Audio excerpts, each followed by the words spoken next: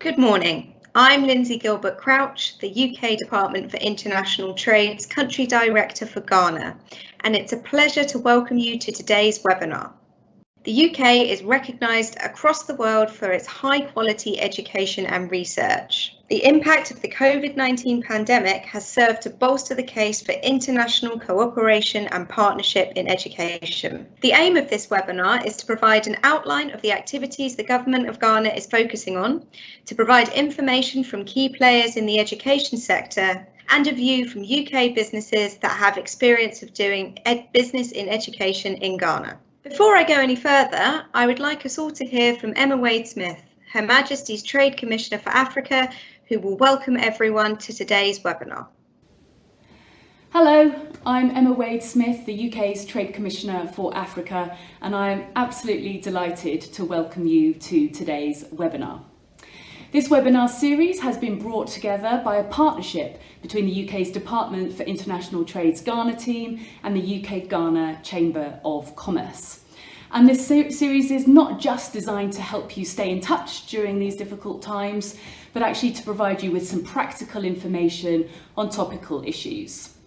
So this series is going to cover issues like business resilience, how to build back better, cleaner, greener, more resiliently, the opportunities that abound in Ghana on education, infrastructure, financial and professional services, how to maintain momentum on digital adoption, and indeed how engaging with diaspora can help you achieve your business objectives.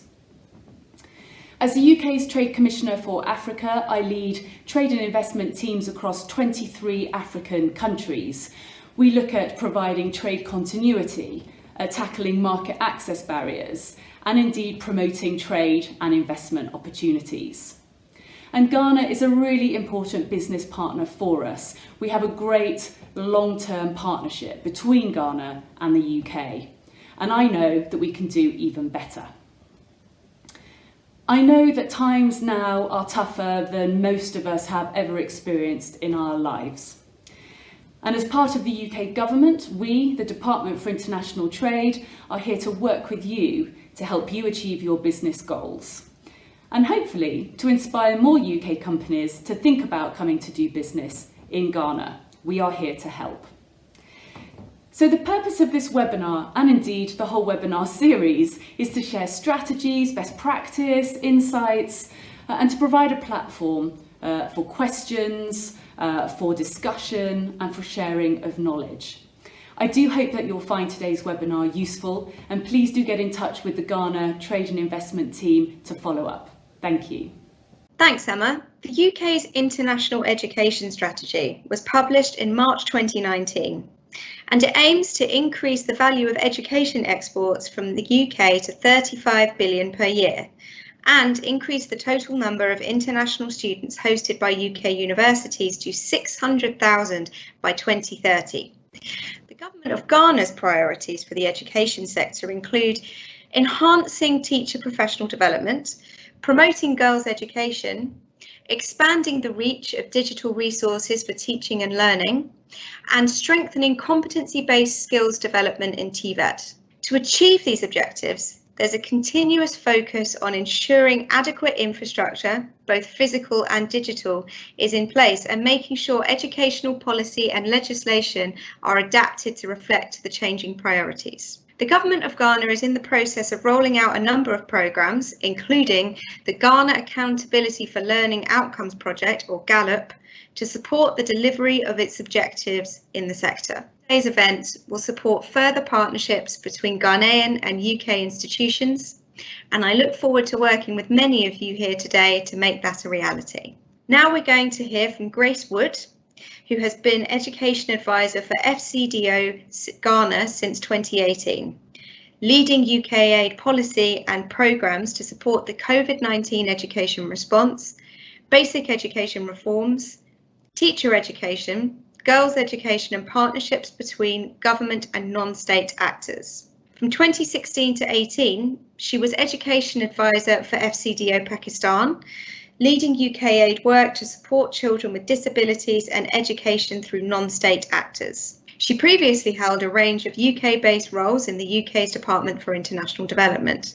leading policy for the Girls' Education Forum 2016, and UK support to the Global Partnership for Education from 2014 to 2016. Over to you, Grace. Thank you for that introduction, Lindsay. That was very helpful. I'm going to speak today about the education sector as a whole, giving a bit of an overview of some of the key challenges and priorities for Ghana, for the government of Ghana, and for the UK in Ghana at the moment, and where UK companies might see opportunities for themselves. So, as some of you might be aware, Ghana's education sector is split into 2 years of kindergarten, 6 years of primary, 3 of junior high school, 3 of senior high school, and then about 4-year kind of university courses.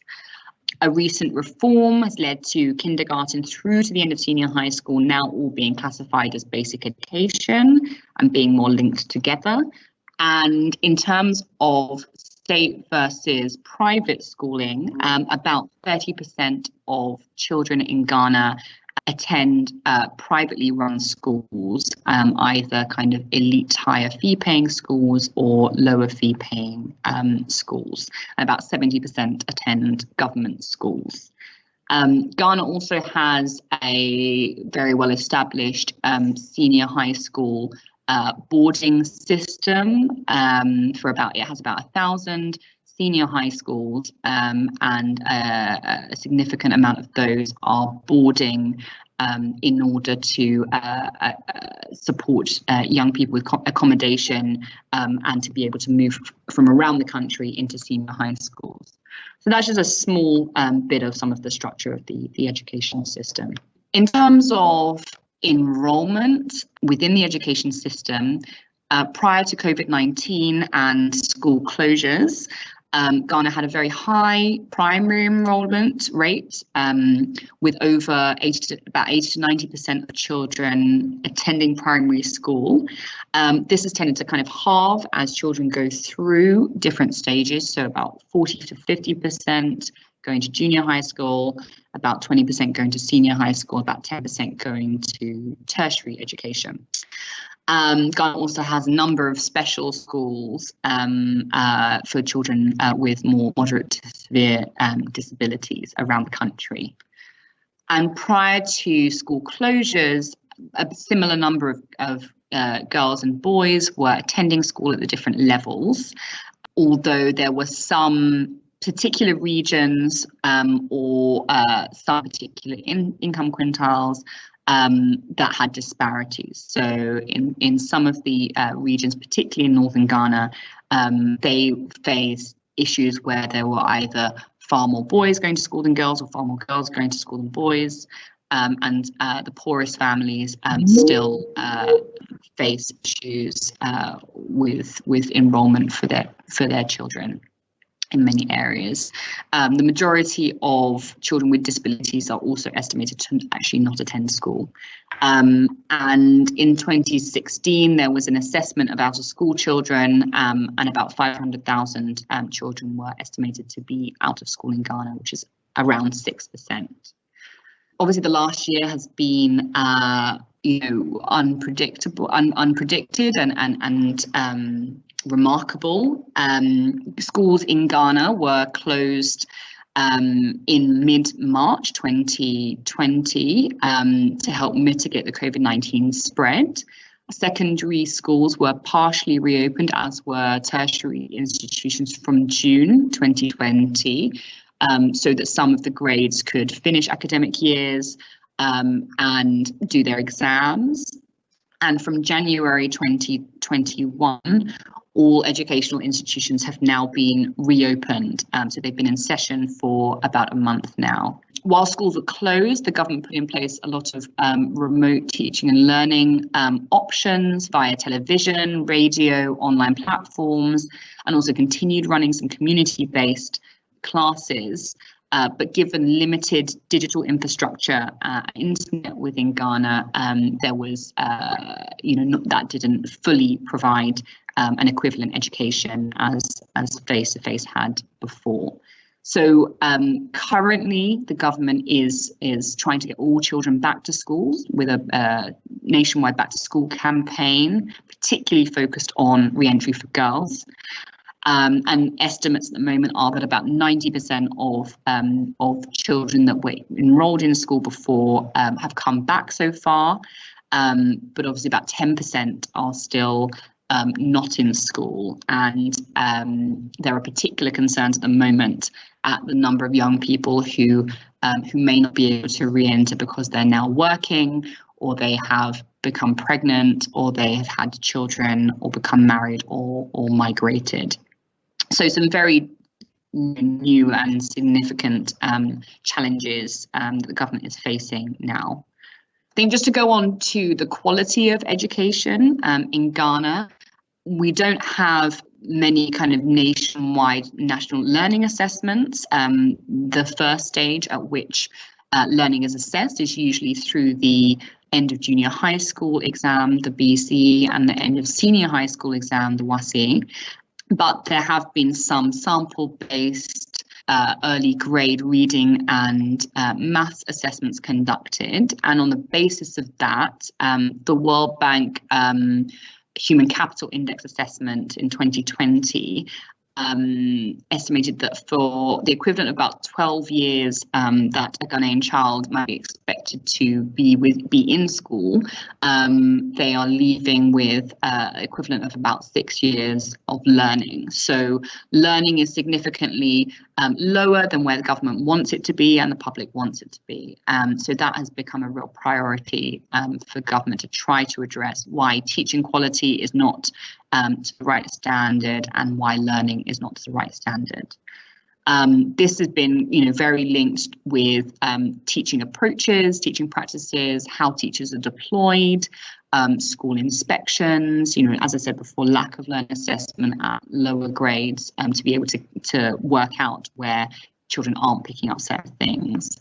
And it's also led to significant reform to the basic education curriculum, assessment system and inspection system, as well as teacher professionalisation over the last few years. Another key challenge that the education sector faces in Ghana is around finance. So the majority of government's money for education goes to teacher salaries and salaries and compensation for other non-teaching staff. There's very little left for capital expenditure on infrastructure, for goods and for services that might support better teacher training. And that's been an area that historically has really been where they've relied on external support from the UK government and from other governments and non-state actors and NGOs, private sector, to come in. That is still a concern and an area where government needs to still have public-private partnerships to support expansion of infrastructure, goods and services, particularly around supporting teaching practices to improve, and also to expand digital infrastructure. Now that has become a lot bigger within the education delivery system. So that's some context. In terms of UK or FCDO priorities within Ghana, so we want to support Ghana to become self-reliant and move beyond aid in the education sector. Although we understand the ongoing and increased challenges around government's ability to completely self-finance education. But we are aiming to support high quality education that is inclusive for all, so that all of Ghana's children can reach their full potential. This is both the right thing to do and also in both Ghana and the UK's interest. As a well-educated and high-achieving population will support Ghana's move towards self-reliance and away from aid. The UK has invested about £400 million in the education sector in Ghana over the last 20 years.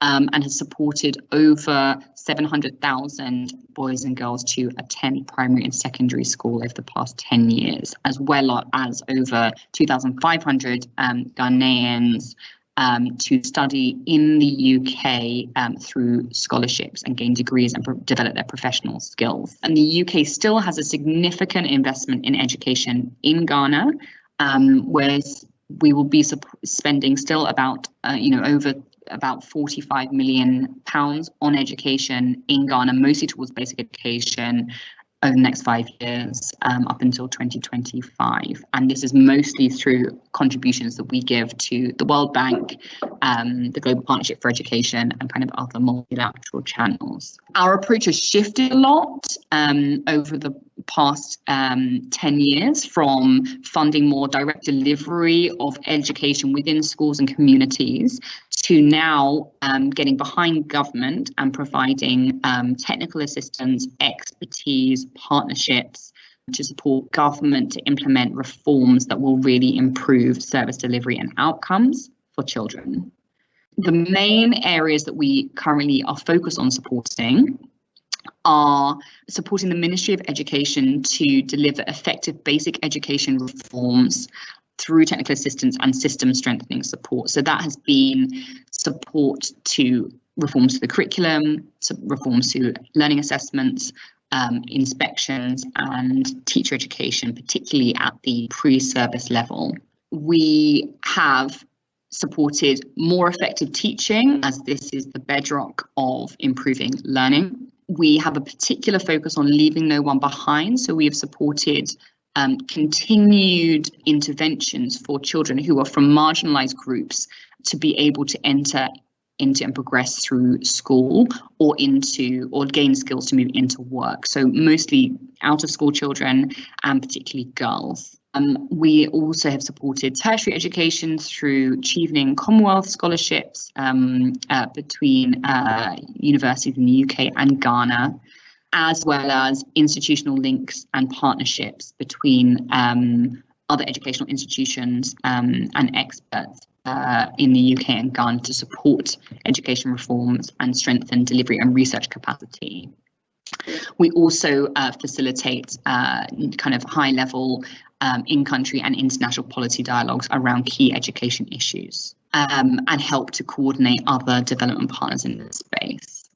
So we have, as I mentioned before, most of our investment now is via the World Bank and the Global Partnership for Education. And so a lot of our focus is around supporting and influencing how funds allocated under World Bank and Global Partnership for Education programs that we contribute to are allocated and spent.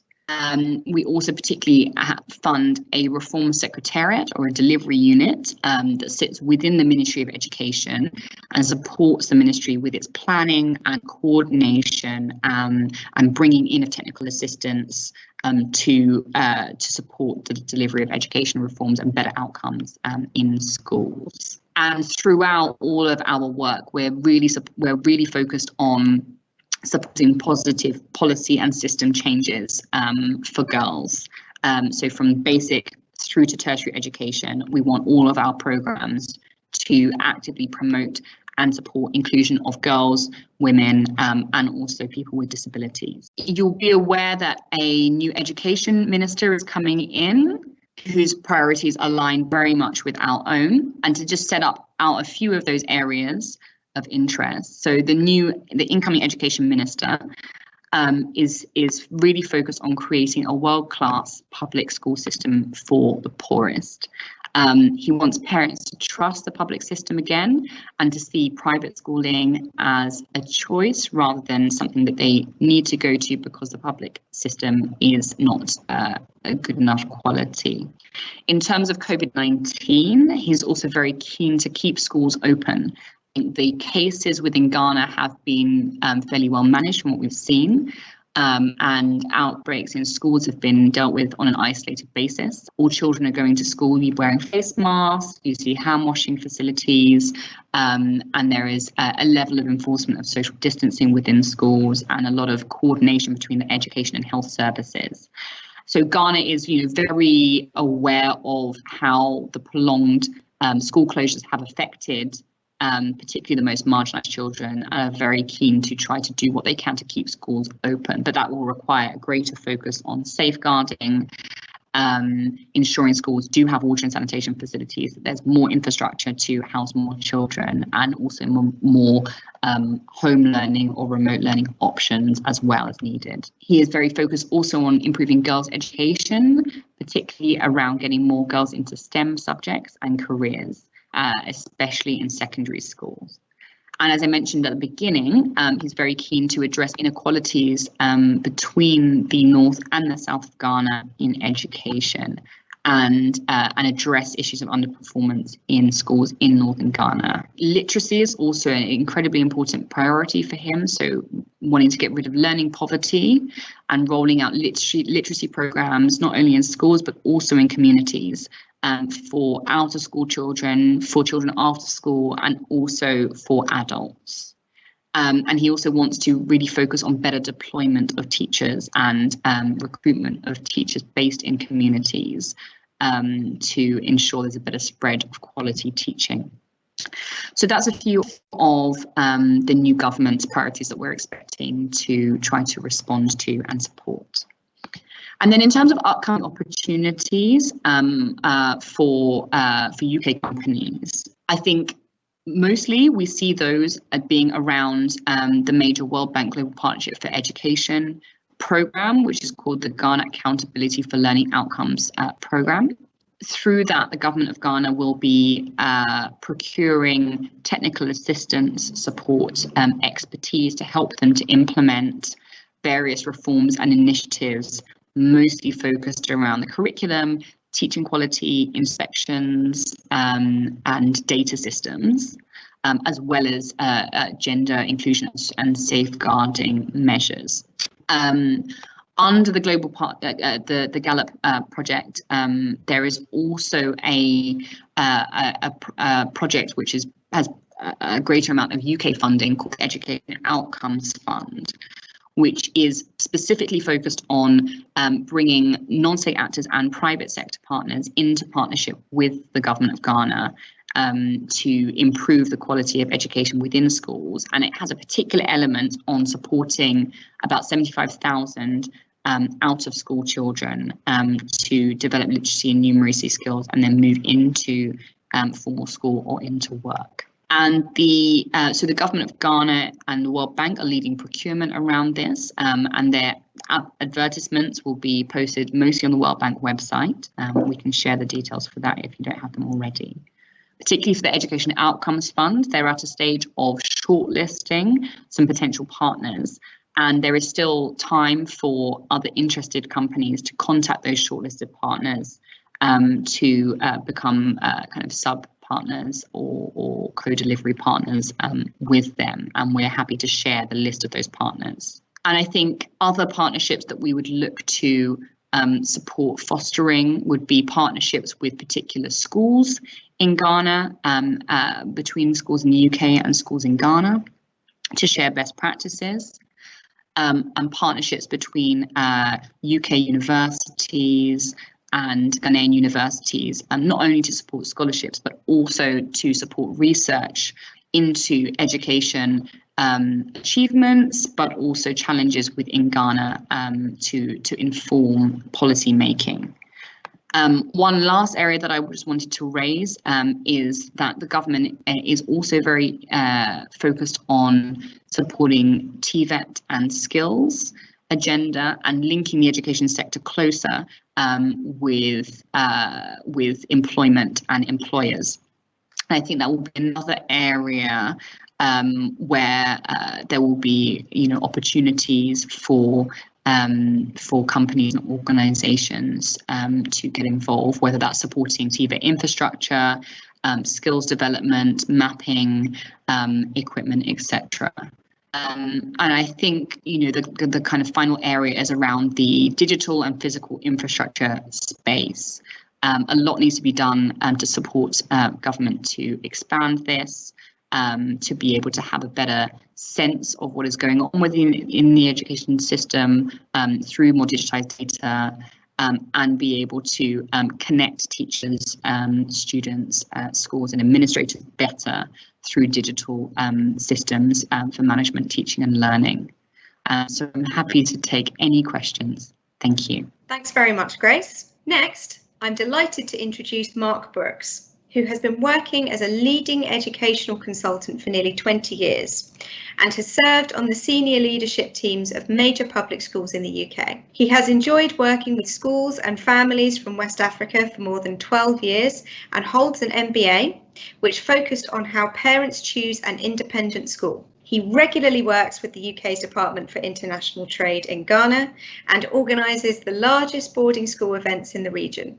He was the first consultant advising families in West Africa to be awarded the Boarding Schools Association Agent Certification. Over to you, Mark. Thank you very much, Lindsay, for that introduction, and thank you for the invitation to be here today online in Ghana and across the world. I'm very delighted to be speaking on doing business in Ghana and giving an educational case study about my experience and fantastic experience with the Department for International Trade, British High Commission and British Council in raising the profile of British boarding schools in Ghana and also the rest of West Africa. A little bit about myself. Firstly, I've been an educational consultant for 12 years working in West Africa, and it's a region that I focus on now and specialise in. I've been working for 20 years in education as an educational consultant and working for schools such as Rodine, Malvern College and 100 other different schools. A few years ago, about a decade ago, I wrote an MBA and studied how parents choose an independent school and majored on that as my final year dissertation.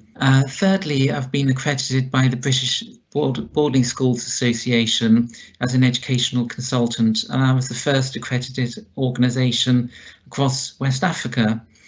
But now today I focus based in the UK, and I focused on the best available boarding schools in the UK and work with 150 schools regularly. And I've been delighted to bring many schools to West Africa, and they tell me that it's their favourite visit and their favourite region to visit as well. And I've run 5 events in Ghana for British boarding schools and about 20 in Nigeria, all with the support of the Department for International Trade, which brings me here today. Ghana, we have had a fantastic experience of Ghana. They're warm and welcoming personality and eager to learn more about education.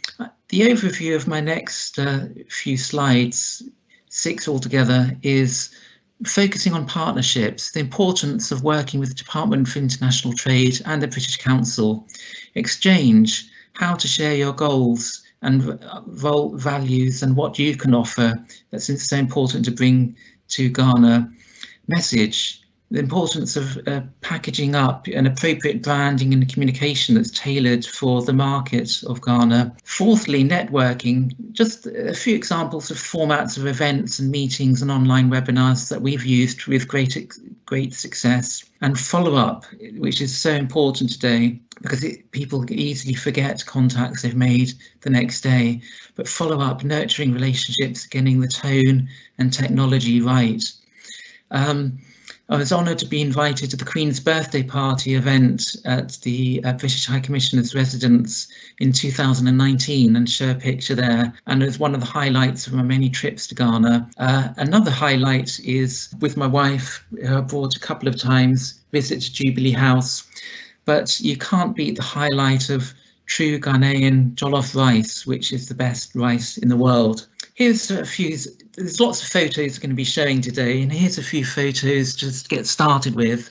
And those with the British High Commission and Department for International Trade will recognise the venue for some of these photos as well, and may remember some of the teams that we brought over with us. We had a really fantastic start into Ghana.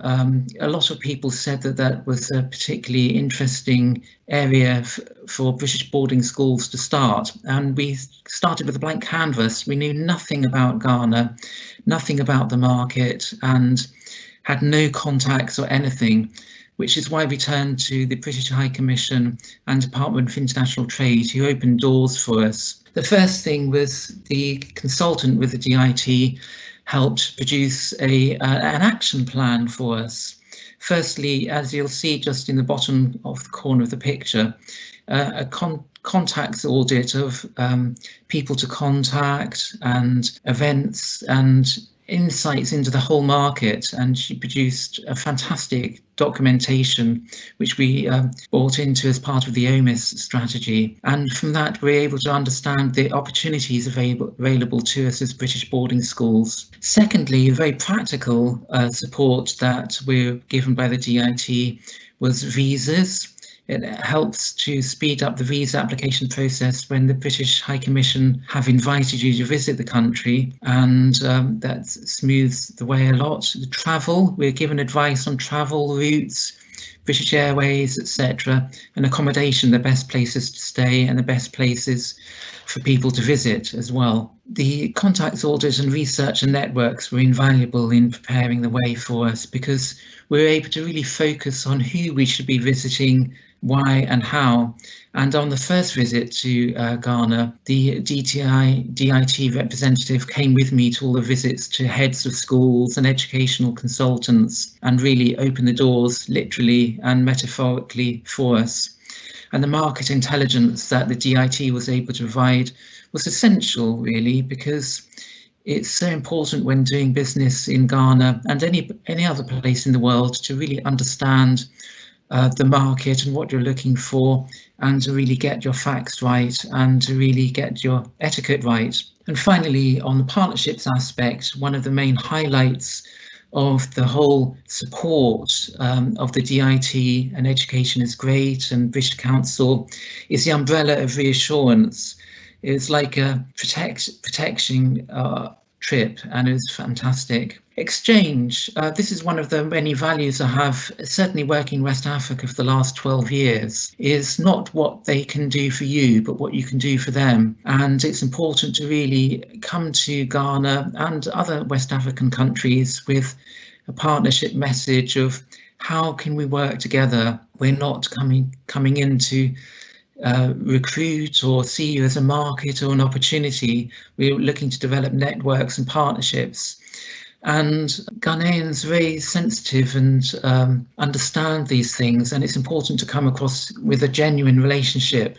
It's what can we do for you to help, rather than what you can do for us. The third thing is to be very clear and focused about what you can do.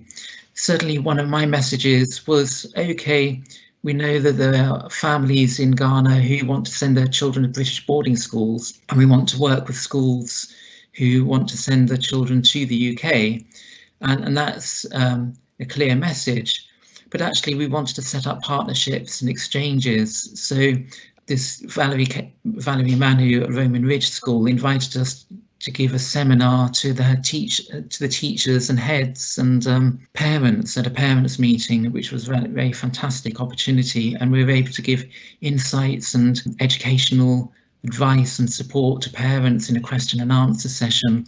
And that was one of the highlights of one of the many trips that we've had. And the message was, let's support you as a school, and they will hear about us as schools, but taking it forward, we want to leave you with something that we can bring in terms of educational insights. The third thing, or another point, is benefits, not features. Always when we're talking to partner schools, organisations or parents, they want to know about the benefits of joining the school, benefits to the message, not the features. It's very easy for the UK boarding schools to go on about acres of grounds and massive swimming pools and everything, but what parents are particularly interested in is small classes, individual attention, value added and fantastic results. and what are you going to do for my child, and how will they fulfill their potential? So it's benefits, not features. The final point on this slide really is about taking small steps. You're not going to raise your profile and win lots of business in Ghana in your first visit. It has to be part of an initial strategy. And certainly with my first visit, it was tentative steps of the contacts ordered, a few meetings, until the 5th visit, where we held a big reception and took 20 boarding schools with us on a trip and exhibition. So start with small steps. The third of my 5 slides here is about message. It's about getting the appropriate branding and communication right. It's really important to really understand your customer and get into the mind of your customer. And when I bring boarding schools to Nigeria and Ghana and to the rest of Africa, what we want to ensure is the communication and message is appropriate.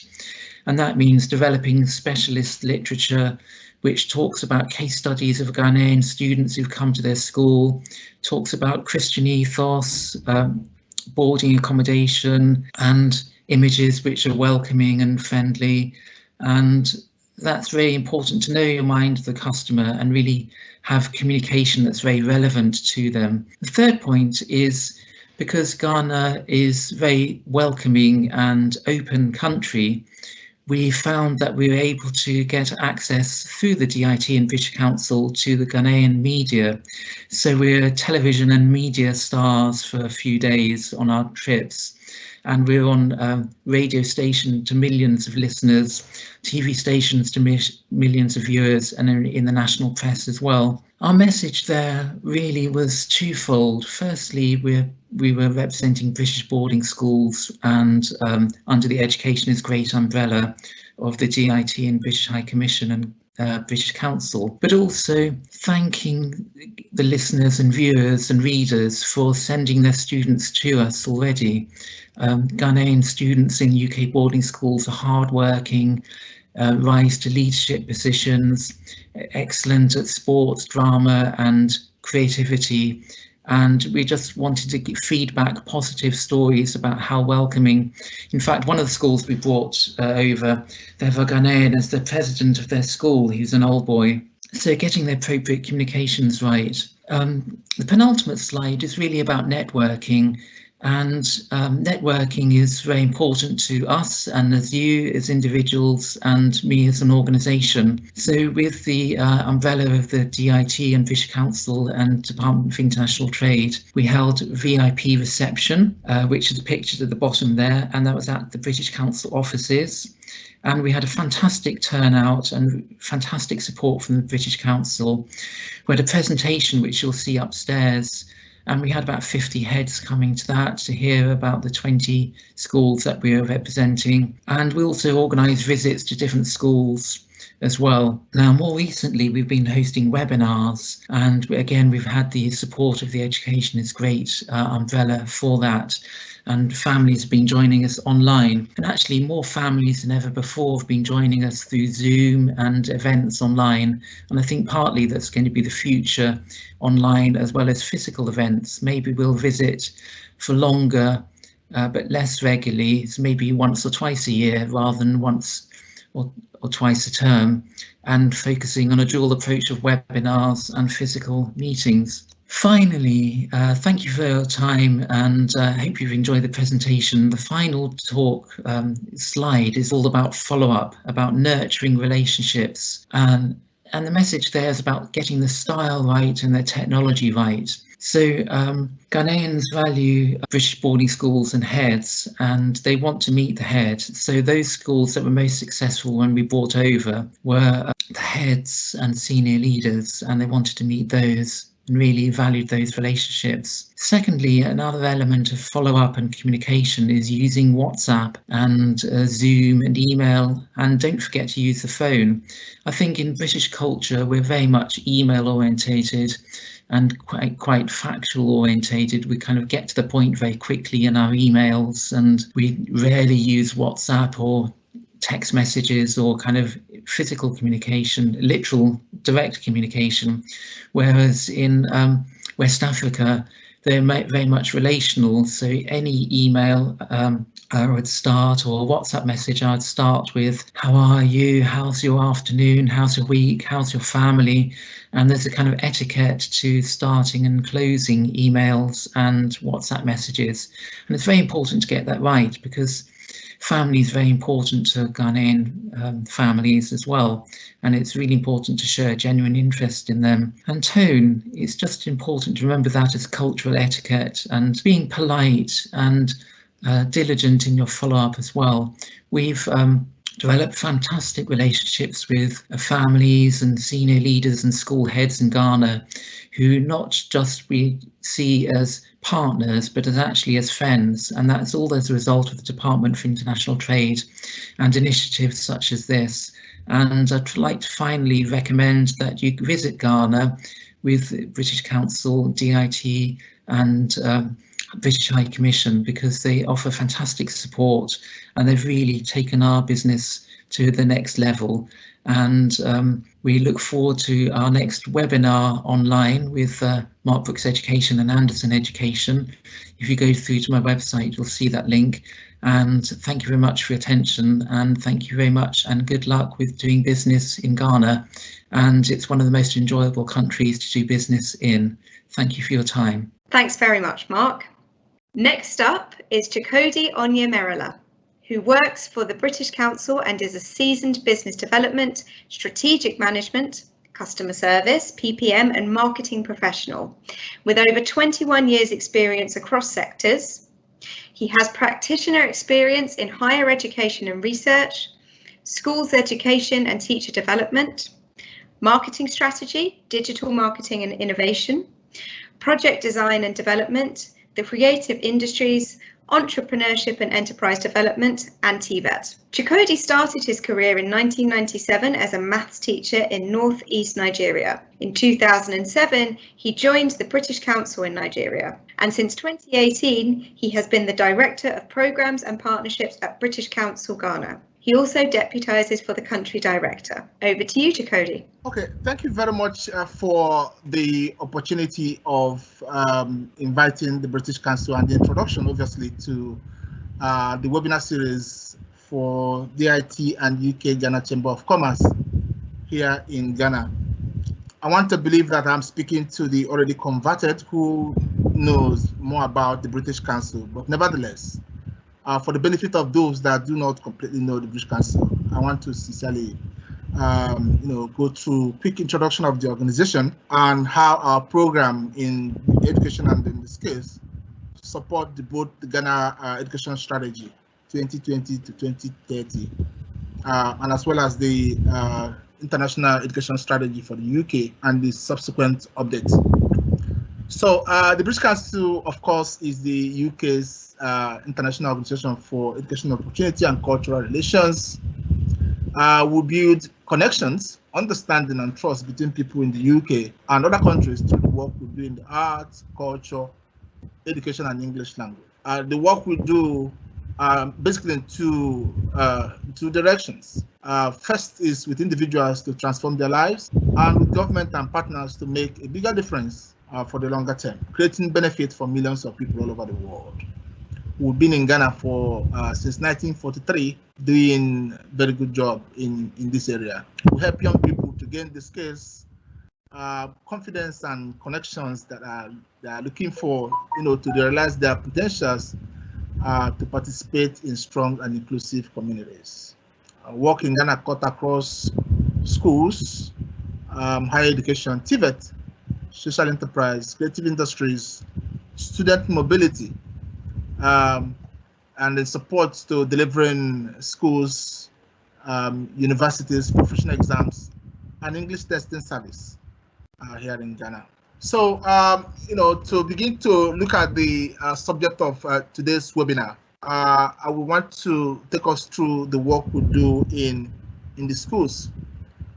Our major product within the schools portfolio is a product we call Connecting Classrooms. Connecting Classrooms is currently in its 4th iteration since starting off in 2008.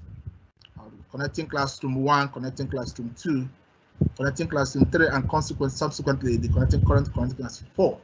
The Connecting Classroom program, enables teachers and school leaders, enabling them to, with the teaching skills to improve the learning in the classroom situation, giving students knowledge, skills, and attitude they need to make a positive contribution in a global economy. With empirical evidence we have, suggests that there is a nexus, between effective teaching, and then students, learning. There's also a linear relationship between professional development and the way teachers' effectiveness improve. Therefore, effective professional development, so obviously to infer, leads to student outcome. The British Council's school program, the Connecting Classroom I spoke about a while ago, focuses on professional development for teachers and school leaders, enabling them to be able to deliver, the teaching and learning in a very professional and quality ways, embedding the 6 core skills, which are communication and collaboration, critical thinking and problem solving, digital literacy, creativity and imagination, students' leadership, in the curriculum and in the pedagogy to produce students who are globally competitive. There is also empirical evidence to suggest that when these 6 core skills are embedded in curriculum and in pedagogy of teachers, this leads to student outcome. And when we talk about student outcome, it is conceivable, that people view it from various perspectives. But here we are talking about ability to read, ability to, do some specific aspect of mathematics like fraction, science, thinking skills, increased student attendance and outcomes in effective domain.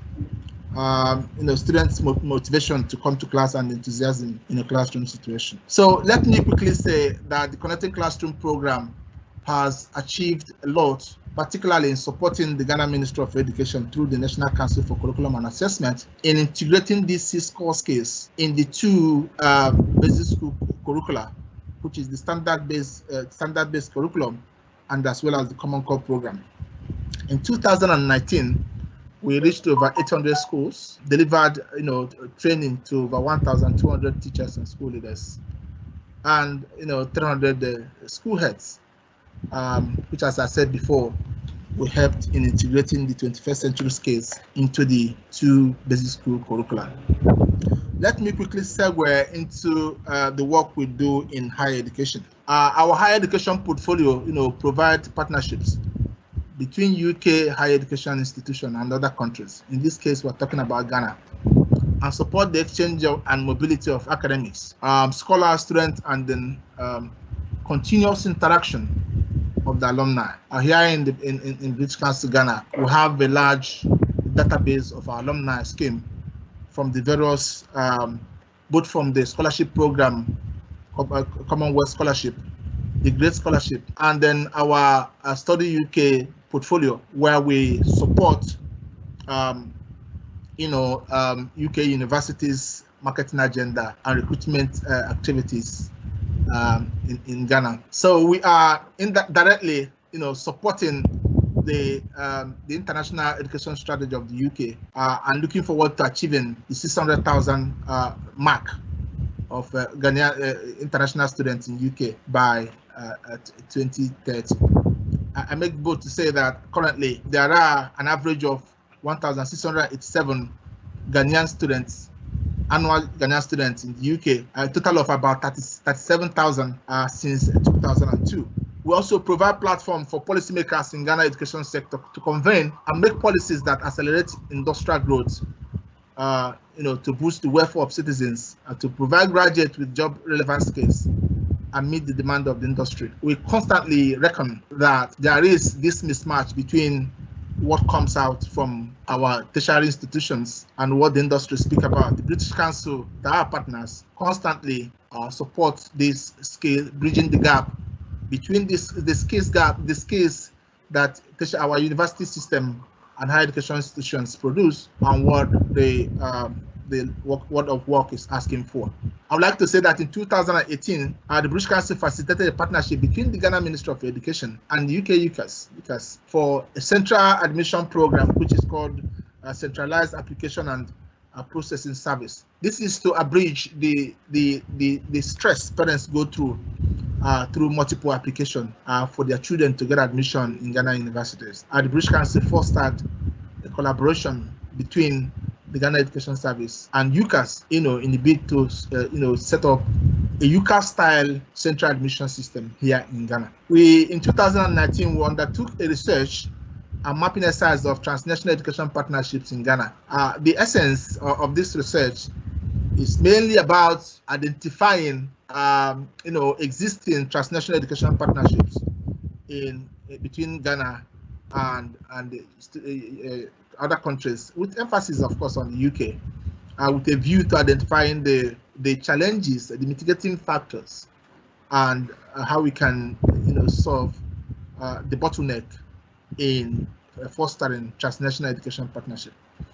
I also make bold to say that the British Council convene annually what I may say to be the most popular conference for international education leaders from across the globe, which create opportunity for them to learn from global best practices and support system-to-system engagement. This program is called Going Global. This year's virtual edition, in the wake of the raging pandemic, is tagged Reimagining International Higher Education for a Post-Pandemic World. Our new flagship Innovation for Africa Universities project, which we're about to launch out. Currently we are in the inception stage.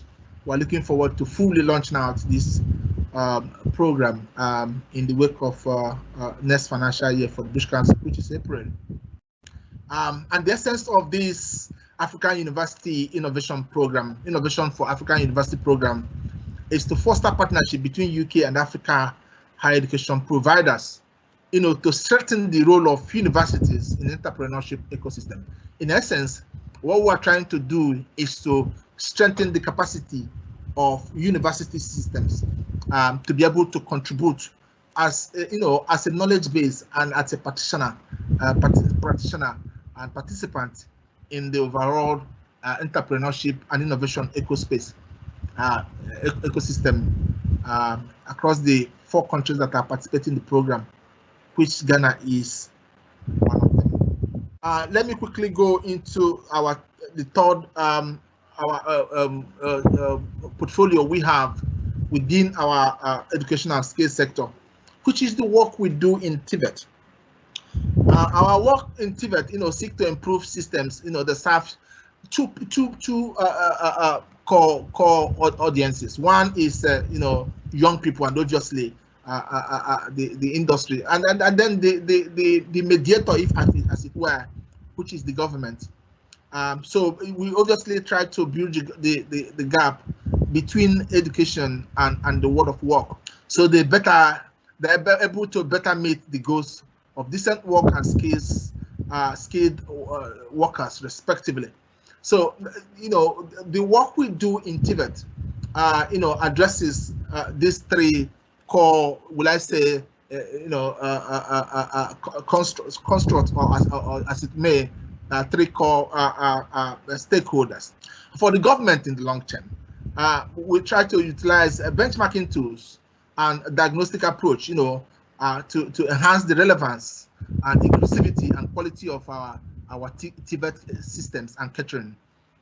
For the private sector, including the MSMEs and representative of respective bodies within the medium term, we support high employment industries and sectors to develop by providing them with the skills they need to thrive now and also in the future. And then the more important, which is the training providers, not just for our, I say vet colleges, but employers, private providers, community institutions, and so on, within the short term. We pilot new teaching and learning approaches relevant to the needs of the labor market and to improve outcome for learners by forging partnership both in South-South and as well as in the UK. Let me quickly say that in the British Council, we successfully, through with our UK European partners, successfully delivered the VET 2+1, which supported the TVET sector in Ghana with curriculum development, career guidance and counseling, and public-private partnerships in a technical assistant approach in that year. Then we implemented a very successful improving work experience for young people, christened the iWork. The iWork, significantly, produced the first ever TVET policy and the subsequent operational manual for Ghana. This is, I could say, this is a landmark achievement, producing that TVET policy in Ghana, which gave a direction of travel and harmonized the TVET provision all across Ghana, which is very significant as the day goes by. The other component of that iWork project was the benchmarking of TVET practice in Ghana with 4 other countries, including South Africa, Malaysia, India, of course, the UK. In order to understudy each other's best practice with a view of harnessing the best of the best, and then disseminating that for adoption by the rest of the countries that are involved in that project. Let me say that that was really a huge success. So currently we are on the inception phase for the VET 2+2, yet again with our European partners. This time around, targeting skills development along the path of investment flow in Ghana, into Ghana. This project is being implemented within the SSA region in Ghana and Malawi, working in a key sector to strengthen actors that help young people to access employment in key sectors. In essence, what we are doing here is that we are tracking the investment flow from European Union and as well as from other partners into Ghana, and trying to develop the skills within the value chain of this investment flow. So I would like to say that overall, we are a force for good, fostering a strong UK partnership which helps to improve skills and systems. And I would like to close by suggesting opportunities for collaboration with UK service providers within the 3 core areas of our education and skills provision. First of all, within the school system, there is enormous opportunity for education technology, especially in teacher professional development. This sector, being the need for this particular service, which is obviously being exacerbated by the current pandemic, lend itself to the need for more low-end, technology that is accessible by the marginalized group for teacher professional development. The Connecting Classroom program recently launched a bit-sized nuggets for professional development of teachers and school leaders. The interesting thing about these nuggets, there are short 5 minutes, professional development nuggets that teachers can go away with a specific outcome, and then these nuggets are circulatable using the basic WhatsApp, and teachers are really enjoying it, as well as through Facebook and social media platform. The other area of need, ladies and gentlemen, is in the special education area and disability provision. This is another area that UK service providers should look at and trying to support Ghana with special education need provision. I forgot to say that part of the support we provided to the school system in Ghana, in addition to integrating the 6 core skills into the curriculum, standard-based curriculum and common core program of Ghana education system, is also the progression of these 6 core skills into 16 steps that are easily teachable and accessible, and layering element of inclusion, so that people with learning disability can be easily scaffolded to be able to follow and develop their education ambitions. So this is another area of interest. Another area of interest also is the impact evaluation of the various interventions within the school system. How does all this, establishing the causal relationship, cause and effect of some of these interventions in the education school system. This is an area the UK education service providers can also comment. Let me say that the important aspect of transnational education partnership, which was heavily highlighted in the international education strategy of the UK and then the recent update, 2021 update, is still an area that requires input, knowledge input for UK service providers. It is important that this area is explored. We need a research, that highlights the opportunities and barriers to the expansion of transnational education partnership in Ghana. This is an area to look at. The British Council, through the University of Cape Coast, financed and supported, the transnational education partnership research and the state of higher education in Ghana, which was a very good report. But we need to build on the recommendation of that report to address all the barriers for the expansion towards the expansion of transnational education partnership in Ghana. The other area I also think that the UK service providers would be interested is how universities and other higher education providers in Ghana can continue to deliver high quality digital teaching and learning. Suffice it to say that the current pandemic has exposed the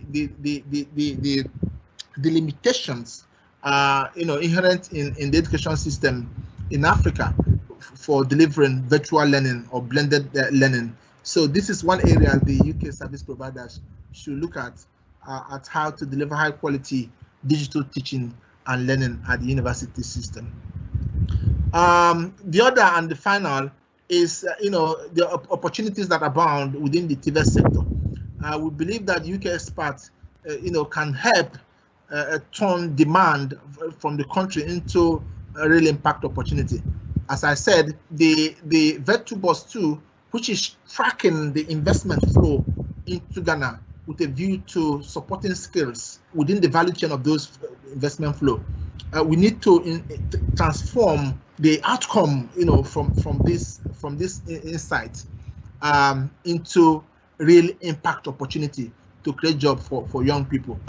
Placing priority to complementary VET2BUS2 intervention. What this means is that what are the other complementary services that can support the output and outcome from the VET2BUS2 project. So we will be interested in seeing UK service providers being able to cash in on the output and outcome from the VET2BUS2 to produce complementary interventions.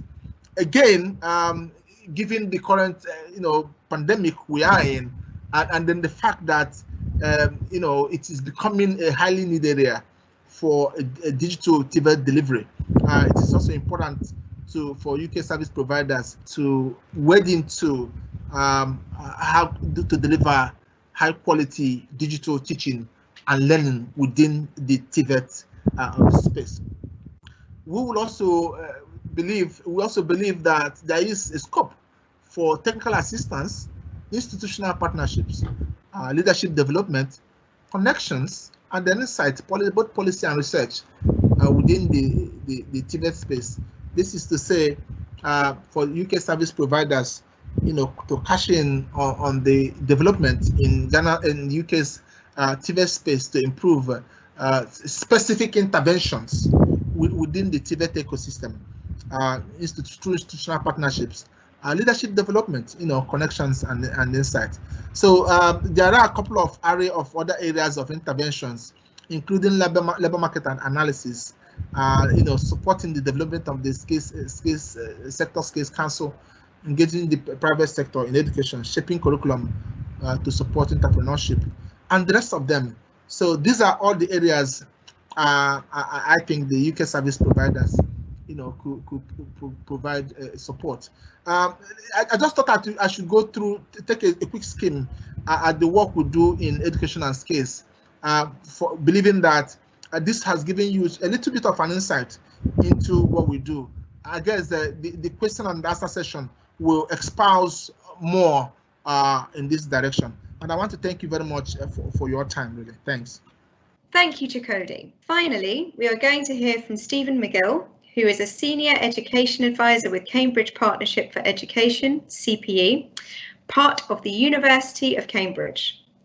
Cambridge Partnership for Education's role is to support governments to carry out reform of their education systems. CPE provides international expertise and services that are based on research and evidence of high-performing international education systems. CPE works with over 30 countries across all continents, including a very long and proud record of support for many African nations. Stephen has over 25 years' experience working in education, primarily in commercial roles across Asia, Europe, and North America. Stephen currently leads CPE's work across sub-Saharan Africa and South Asia, where he works closely with governments and donors on large education reform projects. Over to you, Stephen. Lindsey, thanks for the introduction, and thank you everybody for taking a few moments to join my presentation, where I'll be looking at the experience of Cambridge of working and supporting education in Ghana. The Cambridge Partnership for Education's role is really to support governments to carry out reform of their education systems. We do this by providing international expertise and services that are based on research and evidence of high-performing international education systems. We currently work with around 30 different countries all over the world and have a very long and proud record of supporting African nations, including Ghana. I've got 3 points that I'd like to cover today. First, I'd like to look at the education sector in Africa and Ghana with a particular focus on the K-12 space. Second, I'd like to look at the reform that's going on within education systems. And then finally, I'd like to share with you our experience of dealing with opportunities in teaching and learning in Ghana and how we've done that through partnerships with other organisations. Africa has put education at the heart of its future. Quite recently, the African Union stated in its Agenda 2063 that its goal is to develop well-educated citizens and deliver a skills revolution underpinned by science, technology, and innovation. That ambition is being matched by current priorities. Investment in people is high for all African governments, with education being a particular priority. On average, 5% of national GDP is spent on education, and Africa is well on track to provide primary education for all by 2030. So progress has been made in education. However, it is widely acknowledged that Africa continues to lag behind other regions when it comes to educational outcomes. To meet these priorities, governments are looking to innovative technologies as a way to achieve their goals. Recently, the African Development Bank highlighted that new technologies offer an opportunity for Africa to innovate and leapfrog in education and training. And while progress has been made, challenges do remain, and I'd like to highlight just 3. First of all, around quality. Governments are putting a greater focus on the quality of educational outcomes in their decision making, as it's widely acknowledged that Africa lags far behind other regions when it comes to learning outcomes. Access. Huge improvements have been made in widening access to education. Data, however, continues to show that on average, children in Africa complete the fewest number of years in full-time education when compared to the rest of the world. In addition, there continues to be significant gaps in attendance between boys and girls, so improving access remains a priority. And finally, cost. Africa invests significantly in public spending in education. Yet a combination of large school-age population, significant gaps in infrastructure, and the scale of change means that when compared to other regions, the per pupil spend is amongst the lowest in the world. Equally, private spend in education continues to be limited. So challenges are significant, yet progress is being made. Now let's take a look at education reform within Ghana itself. And the government in Ghana has made education reform a priority. A really good example of this is quite recently the Ghanaian government undertook a major reform of their national K-12 curriculum that has and will continue to have an impact on all areas of their education system. That reform is all linked to improving learning outcomes. Quite recently, the World Bank funded a project with the goal of improving literacy and numeracy skills for primary students, a signal that there is a focus on learning outcomes. And to address these shortfalls in public funding, international donors are making significant investments across Africa. In fact, the African continent is the largest recipient of donor funds for education, with over $3.9 billion invested in 2016 alone. Increasingly, donors are linking funding to performance-based mechanisms in an effort to improve the quality of services provided and the outcomes delivered. To support this reform, technology and international expertise is seen as a way of overcoming the challenges in quality, cost, and access. Governments across Africa are seeking innovative solutions that offer proven results. For example, in Ghana, the World Bank is funding a project to target getting out-of-school children back into the classroom. The World Bank has specified that digital technologies must be part of any proposal, demonstrating that innovation will be a critical part of the solution. So what about our experience in Ghana? And I'd really like to just highlight how, for us at Cambridge, partnerships have been a critical way for us to make an impact and support the education reform that's going on today. And I'd like to highlight 5 key dynamics of any partnership. First of all, the value that you bring and your partners bring. It is critical for us that we understood our proposition and how we were positioned to deliver. That enabled us to identify gaps in our proposition and look for local partners who could complement to support our delivery into market. Partners are also critical for reach. The scale of reform going on across Ghana is huge. Even within Ghana itself, to be able to deliver either a product or a service presents a huge challenge.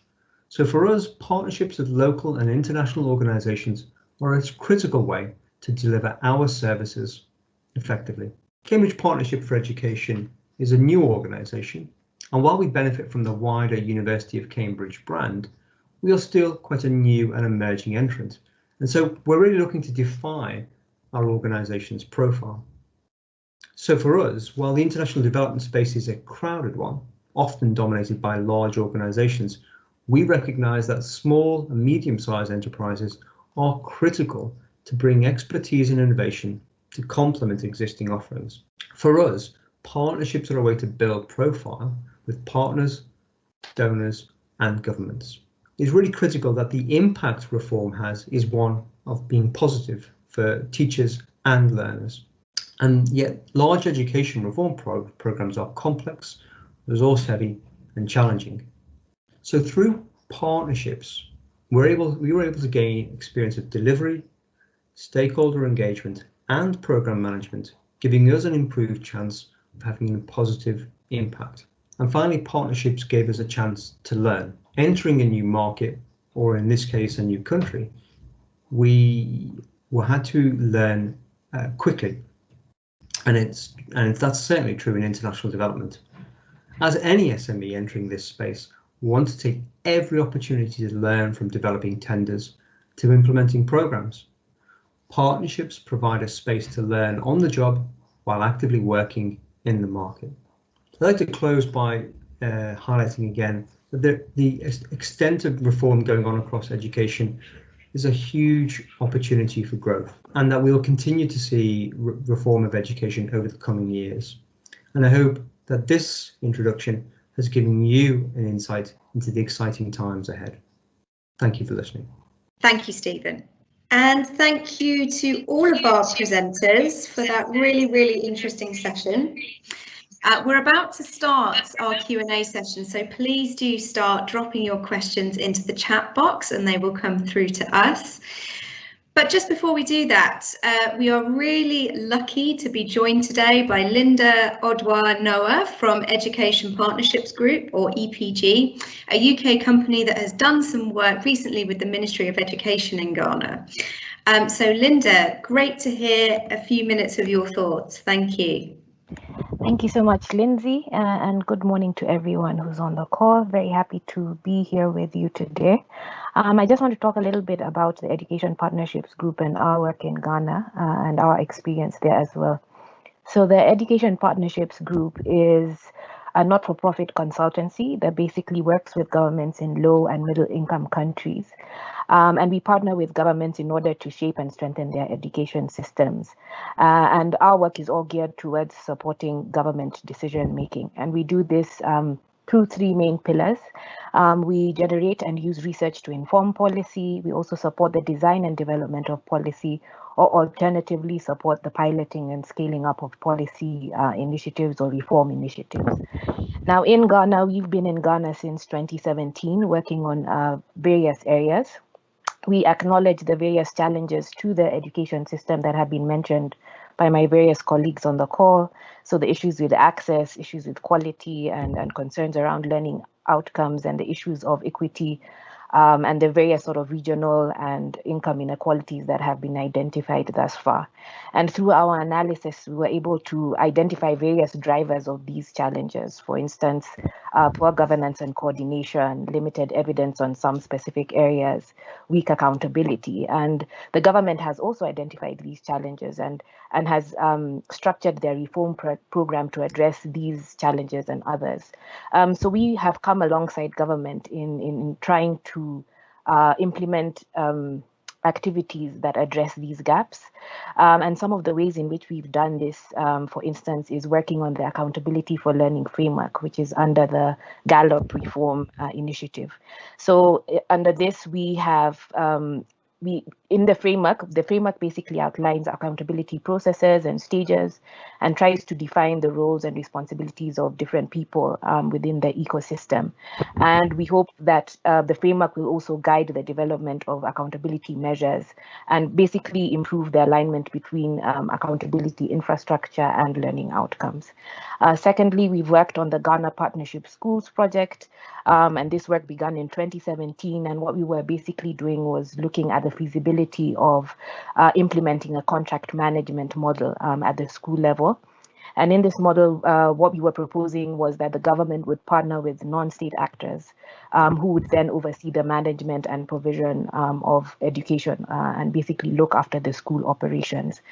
So that project took a pause in 2019, but with the new administration, we're hoping to revisit the design of that particular project and obviously look at other ways in which we can bring non-state actors to partner with government. Another area in which we're working is on school licensing and the school licensing policy. And this was basically a policy to enable schools to get registered and also to fill the regulatory vacuum that existed in the space. So this school licensing policy will work together with the inspection policy to raise the standards of both public and non-state schools within Ghana. And obviously, we've learned quite a lot since we've been in Ghana. I think some of the key things that we have learned is the need for embedded support. We have someone who sits within the Ministry of Education, and this has definitely assisted us in establishing and building relationships both with government agencies and other stakeholders within the space. And this was particularly useful during the COVID period when for instance, I am based in Nairobi, Kenya. I couldn't travel to Ghana, but we had someone within the Ministry of Education who was supporting our interventions and providing support to the ministry. Also, having a very in-depth knowledge of the local context is important, and key things to consider here are how stakeholders interact and how the system is structured. So there are a lot of education agencies working on the various reforms within the Ghanaian education space, and it's important to understand how they speak to each other. Experience has shown us that that most of these organizations function in a very sort of siloed way. And so we have to take that into consideration when developing programming. Also, a great understanding of the political economy would be really important. I think, as some of my colleagues mentioned, there's a new minister, or new incoming minister, that might sort of, revisit the reform agenda and where emphasis is placed within that. And obviously, having a strong evidence base from which to launch interventions is really important. So to close off, I would probably say that two key things that we're looking at going forward are the implementation challenge. As people have mentioned, the reform program is ambitious, it's massive, it's complex, and we really want to make sure that policy formulation is able to trickle down to communities, and they are also able to provide evidence to central agencies in order to, review and shape reforms as they roll out. The decentralization agenda is of particular interest to us. We know that this has stalled currently, but we're hoping that conversations will continue around this. And we're also very interested in brokering partnerships between the state and non-state, given the realities of a high population of out-of-school children, limited financing, and high student enrollment. So the Education Outcomes Fund is currently addressing some of this, but we believe there's a lot of room to innovate in this space. So thank you for having me. Very happy to meet all of you, and I'll hand over back to Lindsey. Thanks very much, Linda. I'm so pleased you were able to join us. So we don't have long for Q&A sessions, but just to reassure everyone that's on the line today, we will be providing a DIT Ghana email address, so you can always reach out to us with any follow-up questions, and there will be someone to assist you. But I'm going to jump straight into the questions. So a few people have been asking about the Gallup project. I think that really piqued people's interest. So I think this is a question for Grace. What's the current status of the Gallup project, and is it still possible to be involved, for UK companies to be involved? And if so, what would be the best way for them to go about that? Lindsey, Grace, I think Grace may have frozen. I'm happy to sort of maybe add some context. That's something that we've been following also, if that helps. That would be great. Thank you, Stephen. So yeah, so the Gallup project, or the Ghana Accountability Learning Outcomes project, kicked off back in 2018, 2019 by the World Bank. At its heart, it's worth just understanding, Lindsey, that it's really about driving outcomes. And there's a very specific piece of procurement going on now, which Grace talked about, the Education Outcomes Fund, which is targeting out-of-school children. So that piece of procurement is about to go live as an RFP. So I understand that process is already ongoing. But I think the scale of Gallup, Lindsey, would suggest that further procurement will probably come down the line over the next 3 to 4 years. So I think the short answer would be there are opportunities, and I think the point I was trying to get across, and I also picked it up from Mark also, is the importance of partnerships.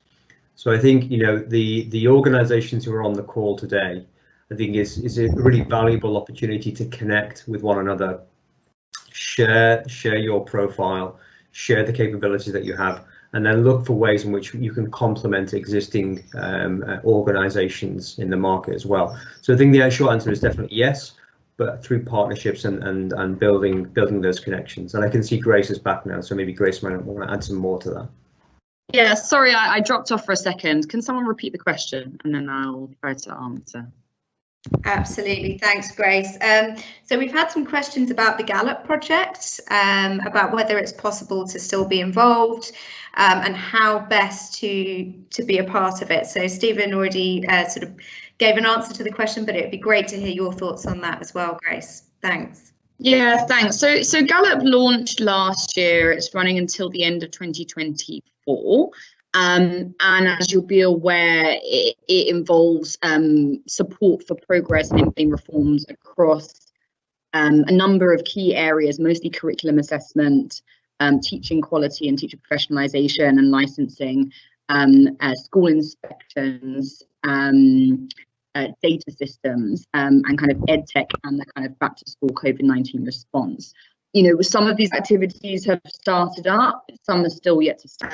And it's led by government, so it's basically government is implementing these things with funding support from development partners via the World Bank. The majority of the funding is results-based. So I say that because government is starting to implement, has started to implement already.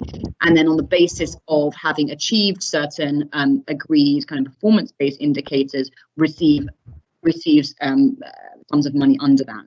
There's a component under the Gallup that is not results-based, which is for government to kind of proactively procure and contract technical assistance support to enable them to take forward these activities and achieve. So under that component, that is where government is starting to bring in those partnerships and contracts. And all of those opportunities are being posted on kind of the government's, the Ministry of Education's procurement channels and the World Bank's procurement channels as well online. So there is public procurement and companies can bid for those opportunities.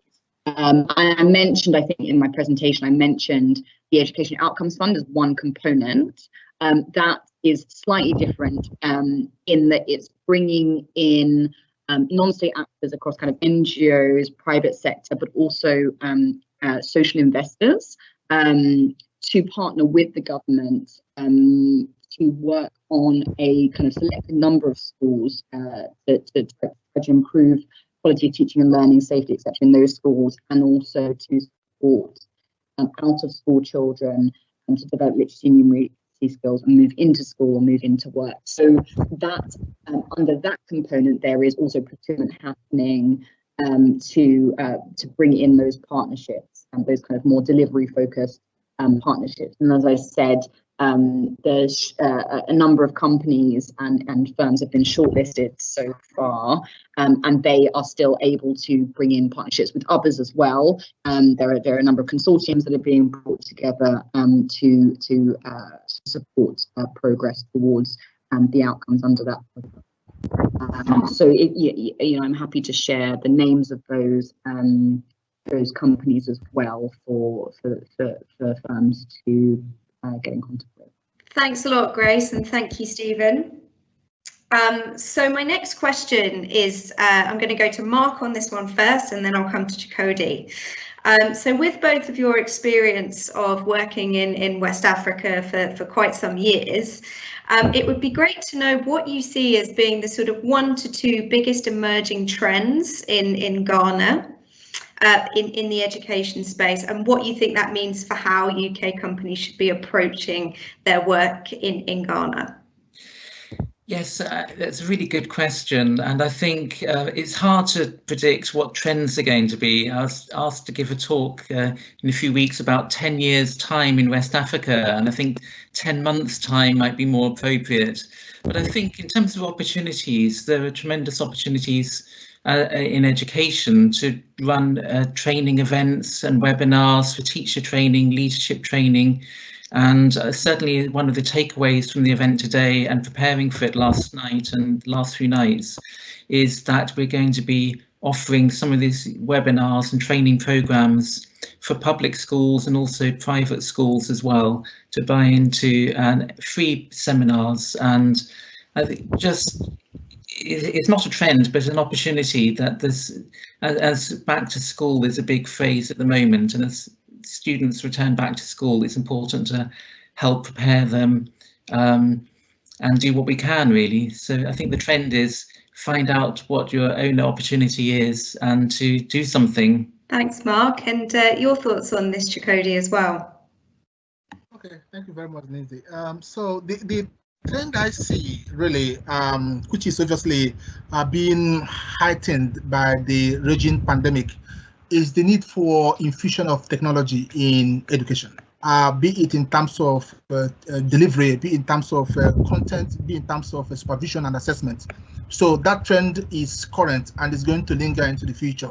So I guess that's one area that UK service providers should really plug into. The other is the continuous need for teacher professional development. It might be an old need, but the need is constantly very relevant for various reasons.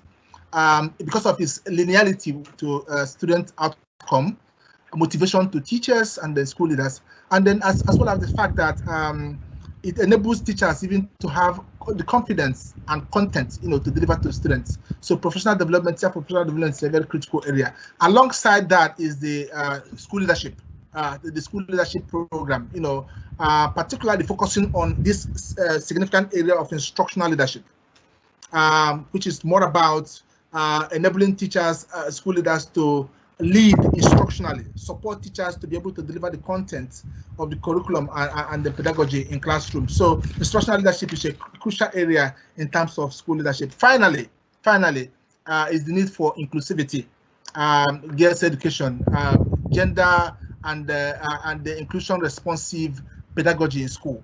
The need for girls' education to attract girls in school and retain them in school, and then the obvious need for them to be able to read and write at age 10 is crucial, and this is something we have to really pursue, as well as for UK service providers to look at. Thanks. And thank you, Chikodi. So I'm sad to say that we are out of time, because I think we could have had this discussion all day, to be honest, but thank you once again to all of our wonderful speakers. I found this incredibly useful and interesting, and I look forward to further collaboration. And thank you to everyone that has joined us today. It's been a great discussion. Just a quick reminder of our email address if you do have further questions or comments. It's dit.africa@fcdo.gov.uk, and if you reach out to the team, someone will be able to help you. Thanks so much, everyone. Have a great day.